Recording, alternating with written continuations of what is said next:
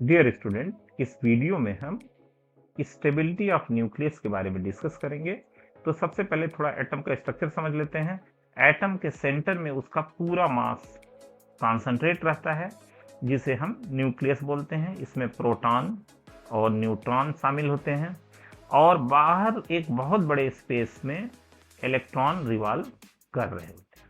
तो ये प्रोटॉन और न्यूट्रॉन जो है ये बहुत ही डेंसली पैक्ड होते हैं और एक दूसरे पर म्यूचुअल न्यूक्लियर बाइंडिंग फोर्स लगा रहे होंगे, जिसके कारण ये न्यूक्लियस बहुत ही हाईली टाइटली पैक होता है और इसको तोड़ पाना इतना आसान नहीं होता है। अब क्यों ये बाइंडिंग फोर्स जनरेट होता है उसको भी समझने की कोशिश करते हैं। तो यदि न्यूक्लियस प्रोटॉन और न्यूट्रॉन से मिलकर बना है तो सैद्धांतिक तौर पे क्या होना चाहिए कि न्यूक्लियस का मास प्रोटॉन प्लस मास न्यूट्रॉन के बराबर होना चाहिए। लेकिन जब हम प्रैक्टिकली न्यूक्लियस का मास स्पेक्ट्रोग्राफी से मेजर करते हैं तो ये मास इस मास से कम आता है। क्या मतलब हुआ कि P प्लस N का जो मास है, कंबाइंड मास है या थ्योरेटिकल जो वैल्यू है उसको सम करें और इसमें से न्यूक्लियस के प्रैक्टिकल मास को यदि हम माइनस कर दें तो there is a positive value, that is delta M. This is known as mass defect. It's one kind of defect. What we are expecting, it is not there. A slightly lesser value is there. तो ये mass defect है। ये mass defect nuclear के formation time में generate हुई है और यही मास डिफेक्ट एनर्जी में कन्वर्ट हो गया। अब एनर्जी में कैसे कन्वर्ट होगा? आइंस्टाइन के इक्वेशन से, that is delta M C square and that is known as delta E. तो ये डेल्टा ई जो कहलाती है बाइंडिंग एनर्जी। तो इसका नाम ही इस तरह से बाइंडिंग, जो चीज एक दूसरे को बाइंड करे। मतलब क्या है? ये न्यूक्लियस को आपस में बांधे रखता है एक दूसरे के साथ और टाइटली बांधे रखता है ताकि न्यूक्लियस को तोड़ा ना जा सके। अब न्यूक्लियस का मतलब क्या हुआ? प्रोटॉन और न्यूट्रॉन टुगेदर, इनको बोलते हैं न्यूक्लियस। तो बाइंडिंग एनर्जी जो है ये न्यूक्लियस के अंदर एक फोर्स को जनरेट करता है जिसको हम न्यूक्लियर फोर्स बोलते हैं और यही न्यूक्लियर फोर्स रिस्पॉन्सिबल होता है प्रोटॉन और न्यूट्रॉन को टाइटली पैक करने के लिए। अब न्यूक्लियर फोर्स किन चीजों पर डिपेंड करता है वो समझ लेते हैं। तो न्यूक्लियस का रेडियस यदि हम देखें तो 10⁻⁻14 मीटर का और न्यूक्लियर फोर्स एक शॉर्ट रेंज फोर्स होता है। मतलब ये बहुत लंबी दूरी तक काम नहीं करता। जैसे ग्रेविटी क्या है, पूरी गैलेक्सी में काम करती है, लेकिन न्यूक्लियर फोर्स जो है वो सिर्फ न्यूक्लियर के इस रेडियस के भीतर ही एक्टिव रहेगा और इसको जनरेट करने के लिए रेस्पॉन्सिबल कौन होंगे? Number of nucleons. दो चीज समझना है इसमें। एक चीज ये समझना है कि इसका रेंज इसके भीतर ही है। दूसरी चीज, जितने न्यूक्लियॉन्स इस न्यूक्लियस के भीतर होंगे उतना ही स्ट्रांग न्यूक्लियर फोर्स जनरेट होगा। यदि बड़ा न्यूक्लियस है और उसके कुछ न्यूक्लियॉन्स रेडियस के थोड़ा बाहर पड़ रहे हैं, मतलब उसकी पैकिंग इस तरह से है कि कुछ बाहर, इस रेंज से बाहर भी थोड़ा पैक्ड है या ओवरलोडेड है, तो ये बाहर वाले न्यूक्लियॉन्स न्यूक्लियर फोर्स के जनरेशन में पार्टिसिपेट नहीं करेंगे। अब कंट्ररी साइड में देखेंगे तो यदि न्यूक्लियस के रेडियस के अंदर बहुत कम 2 या 3 न्यूक्लियॉन्स हैं तो ये तीनों न्यूक्लियॉन्स आपस में मिलके बहुत ही स्ट्रांग न्यूक्लियर फोर्स को जनरेट नहीं करेंगे, क्योंकि ये नंबर ऑफ न्यूक्लियॉन्स इस रेंज में जितने ज्यादा होंगे उसी के प्रोपोर्शनल न्यूक्लियर फोर्स जनरेट होगा। तो अब हम न्यूक्लियर स्टेबिलिटी, जो कि binding energy per nucleon value से रिप्रेजेंट होता है, उसको एटॉमिक नंबर के रेस्पेक्ट में ड्रॉ करें तो कुछ इस तरीके का कर्व हमको प्राप्त होता है। तो यहाँ पर ये 1H1 वाला, ये 3H1 समथिंग लाइक दैट, इधर कहीं 4He2, इधर आएंगे तो ये थोड़ा ऊपर ही रहता है, तो इधर U238 यूरेनियम में हैवी जो ट्रांस यूरेनियम एलिमेंट्स हैं।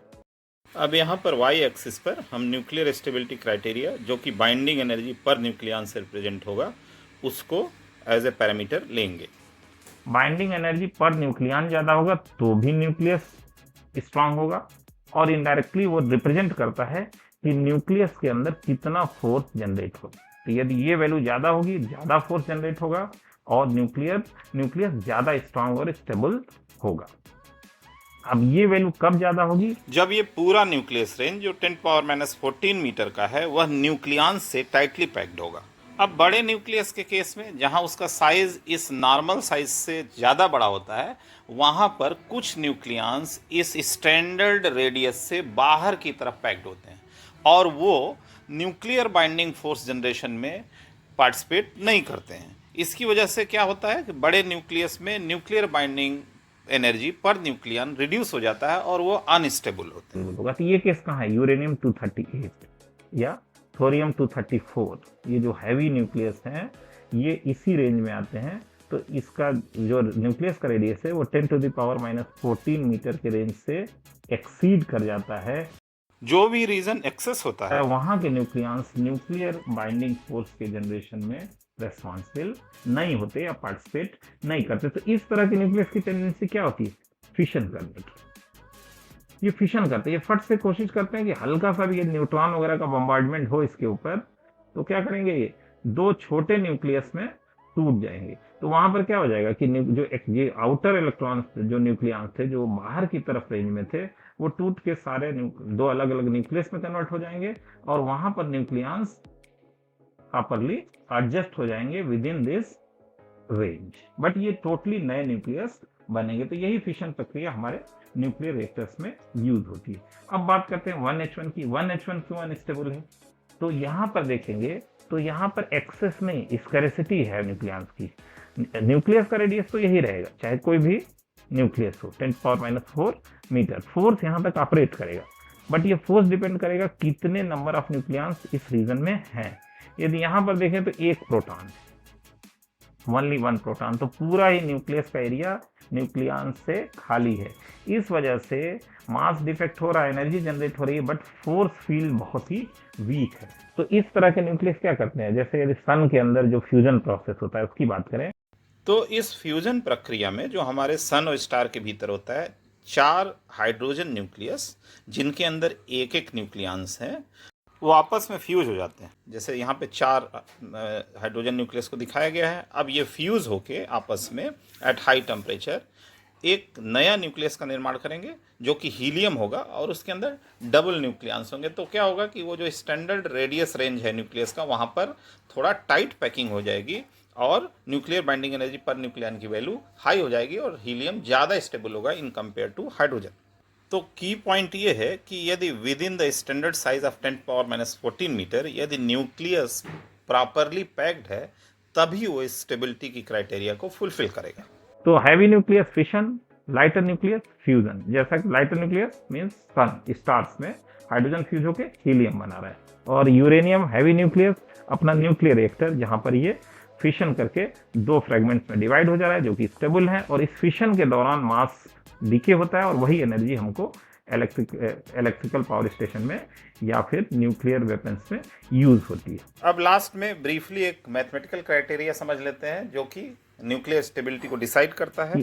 N और P का रेशियो जो है यदि न्यूक्लियस के अंदर A भी यदि 1 को अप्रोच करता है तो न्यूक्लियर स्टेबल होगा, और N/P यदि ग्रेटर देन 1 है या N/P यदि लेस देन 1 है तो भी जो है न्यूक्लियस अनस्टेबल होगा। तो इस वीडियो में मैंने ये बताने की कोशिश की कि न्यूक्लियस की स्टेबिलिटी का क्राइटेरिया क्या है और क्यों हल्के न्यूक्लियस फ्यूजन को रिजल्ट करते हैं, क्यों हैवी न्यूक्लियस फिशन को रिप्रेजेंट करते हैं, और कुछ इन बिटवीन न्यूक्लियस जो कि अनस्टेबल होते हैं वो रेडियो एक्टिविटी के थ्रू अपने N और P रेशियो को 1 की तरफ ले जाने की कोशिश करते हैं। तो आशा करता हूँ कि ये कॉन्सेप्टिव वीडियो पसंद आया होगा। यदि पसंद आया तो लाइक करें और चैनल को सब्सक्राइब करें। Thank you very much.